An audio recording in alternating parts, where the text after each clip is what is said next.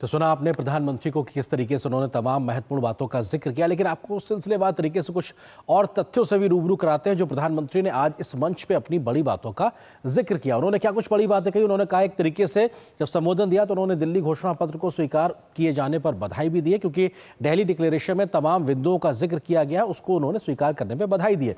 उन्होंने कहा कि दुनिया की ग्रोथ में एविएशन सेक्टर एक बड़ा रोल अदा कर रहा है, तो अपने आप में एविएशन एक ग्रोथ इंजन के तरीके से बढ़ता नजर आ रहा है। जल्दी से अगले पॉइंट पे आते उन्होंने कहा कि क्षेत्र की सांस्कृतिक विरासत से लोगों को जोड़ने की जरूरत है, यानी कि कनेक्ट करने के लिहाज से एक बड़ी समृद्ध विरासत हमारे पास मौजूद है। क्षेत्र की संभावनाओं पर मिलकर काम करने की जरूरत है। किनको? तमाम देशों को मिलकर काम करना होगा, हम बेहतरी से काम कर पाएंगे। उन्होंने इस बात का जिक्र किया कि नेटवर्क बढ़ाकर इकोनॉमिक ग्रोथ और इनोवेशन को बढ़ावा दिया जा सकता है इस पूरे एविएशन के सेक्टर में। इसी तरीके से उन्होंने कहा, शांति और समृद्धि को बढ़ावा देने के लिए यह सेक्टर एक बड़ी भूमिका निभा सकता है, क्योंकि जब हम कनेक्ट होंगे एक दूसरे को बेहतरी से समझ पाएंगे। बुनियादी ढांचे में निवेश की जरूरत पर भी प्रधानमंत्री ने जोर दिया। उन्होंने कहा कि इंफ्रा में इन्वेस्टमेंट बहुत जरूरी है, वक्त की मांग है। स्किल्ड मैन पावर और अपग्रेडेड तकनीक, यानी टेक्नोलॉजी अपग्रेड हो और स्किल्ड मैन पावर हो, ये एविएशन सेक्टर की जरूरत है और इसमें हमें लगातार अपने आप को अपग्रेड करते रहना पड़ेगा। आम आदमी के लिए हवाई सफर सुलभ कराना होगा, ये हम सबका प्रयास होना चाहिए कि आम आदमी के सपने भी हवाई सफर के पूरे हो सके। हवाई सफर को सुरक्षित और सस्ता बनाना और एक्सेसिबल बनाने की बात भी प्रधानमंत्री ने कही है कि लोगों को अफोर्डेबिलिटी के साथ उसकी एक्सेसिबिलिटी भी मिल सके। भारत दुनिया के टॉप एविएशन इकोसिस्टम वाला देश है, जहां पर दुनिया के सबसे बेहतरीन एविएशन का इकोसिस्टम एक तरीके से मौजूद है। ऐसा भारत का ढांचा तैयार अपने आप बना हुआ है। भारत के आम लोगों को हवाई सफर से जोड़ा गया है। ये बीते लगभग एक दशक में भारत में जो परिवर्तन हुए उसका जिक्र प्रधानमंत्री ने किया। उन्होंने कहा कि उड़ान योजना के माध्यम से रिफॉर्म किए गए, रीजनल कनेक्टिविटी को बढ़ाया गया है, आम आदमी को उड़ान सेवा के साथ में जोड़ा गया है। नए एयरपोर्ट्स बनाए गए हैं तो पुराने एयरपोर्ट्स का विस्तार किया गया है। छोटे शहरों टायर 2 और टायर 3 तक पहुंचे हैं, तो जो बड़े मेट्रो सिटी के पहले से एयरपोर्ट है उनका विस्तार किया गया, विकास किया गया है। भारतीय कंपनियों ने 1200 से ज्यादा एयरक्राफ्ट का ऑर्डर फिलहाल अभी लगभग 1-1.5 साल के बीच में दिया। यह दिखाता है कि कैसे Indian aviation sector growing path पे आगे बढ़ रहा है। रोजगार इस तरीके से बढ़े हैं। इसके अलावा भारत ने MRO पॉलिसी भी बनाई है, जो मेंटेनेंस और रिपेयर को लेकर पूरा होता है, जिसमें हवाई जहाजों को मेंटेनेंस और रिपेयर की जरूरत पड़ती है। उसके लिहाज से भारत ने एक पूरी पॉलिसी बनाई और उसके हब के तौर पे विकसित होने के लिए भी भारत लगातार काम कर रहा है।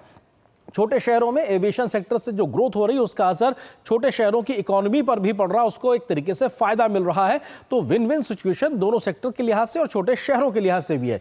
एडवांस एयर मोबिलिटी के लिए भारत तैयार हो रहा है, यानी कि दुनिया के जो सबसे बेहतरीन जो एयर मोबिलिटी के जो उदाहरण हैं, जो बेस्ट प्रैक्टिसेस हैं, उसके लिए भारत अपने आप को अडॉप्ट कर रहा है, तैयार कर रहा है। एयर टैक्सी में ट्रैवल जल्द ही सच्चाई बनेगा और इसकी अफोर्डेबिलिटी भी हो, आम लोग इसको अफोर्ड कर सके, उस सच को भी स्वीकारते हुए हम जल्दी ही जमीन पे देखेंगे। इस बात का जिक्र प्रधानमंत्री ने किया है, तो ये अपने आप में महत्वपूर्ण बात। भारत में 15% पायलट महिलाएं हैं, दुनिया का औसत 5%, यानी कि वुमेन लेड डेवलपमेंट को लेकर भारत जो लगातार बात कहता है वो इस प्रकार के आंकड़ों से सिद्ध होती है कि कैसे भारत इस दिशा में तेज गति से आगे बढ़ रहा है।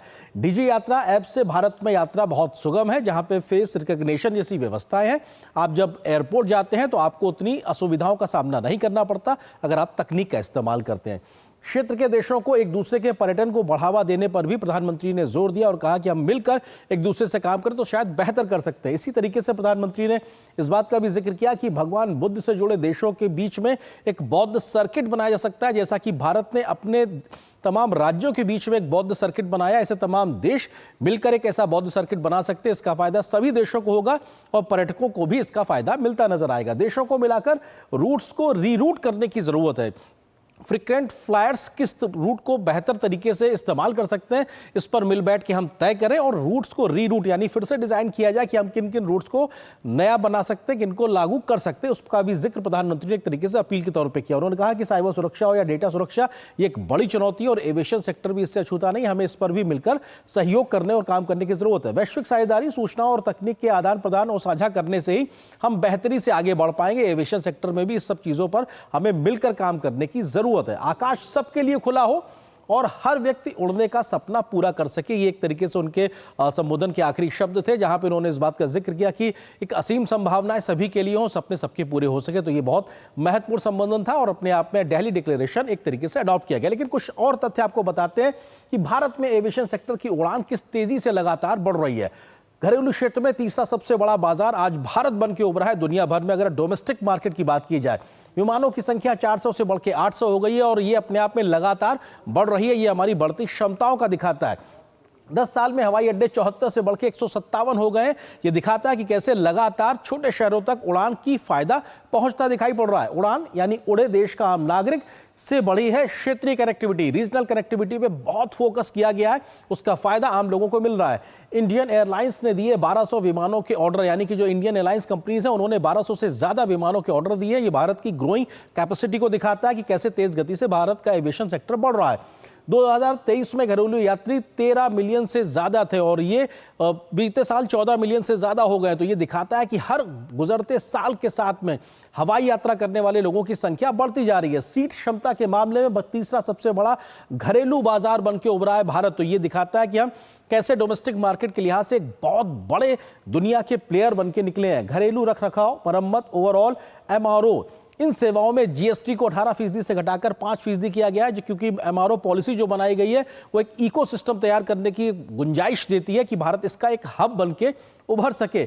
PPP मार्ग से मौजूदा और नए हवाई अड्डों में निजी निवेश को बढ़ावा दिया गया। पब्लिक प्राइवेट पार्टनरशिप यानी निजी और सरकारी निवेश के माध्यम से भी हवाई अड्डों में किस प्रकार से निवेश को बढ़ाने की एक तरीके से पॉलिसी के साथ रिफॉर्म किए गए हैं। 2030 तक भारत को शीर्ष एयर स्पोर्ट्स बनाने का एक देश के तौर पर भी लक्ष्य रखा गया, यानी कि एयर स्पोर्ट्स भी भारत में तेज गति से हो सके, उस दिशा में भी आगे बढ़ने की बात की गई है। तो इसी विषय पर हम आगे चर्चा भी करेंगे। फिलहाल एक छोटे से ब्रेक के लिए रुकते हैं, बहुत जल्द हाजिर होते हैं।